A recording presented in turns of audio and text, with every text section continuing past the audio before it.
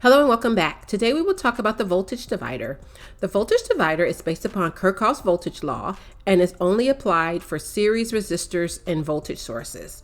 So here we have a voltage source in series with three resistors, R1, R2, and R3. They all have the same current, I.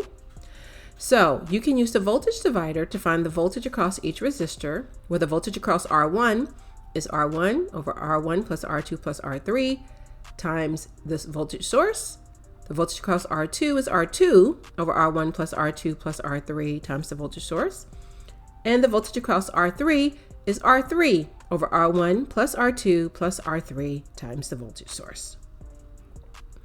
So now let's see what this looks like when we have an actual circuit. And since we know it has to abide by KVL, Vs is going to equal VR1 plus VR2 plus VR3.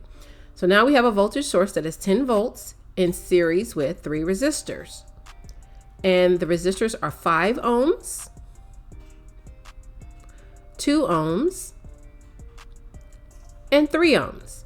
So if I want the voltage across the 2 ohm resistor, it's 2 over 2 plus 3 plus 5 times 10, which is 2 volts. The voltage across the 3 ohm resistor is 3 over 2 plus 3 plus 5 times 10, which is 3 volts. Now notice something special going on with the 5 ohm resistor. It does not obey the passive sign convention. Resistors always drop voltage. Resistors always absorb power. So I have to put a minus sign in front of this one because the current is going in at the negative instead of the positive. So it's negative 5 over 2 plus 3 plus 5 times 10, which would be negative 5 volts.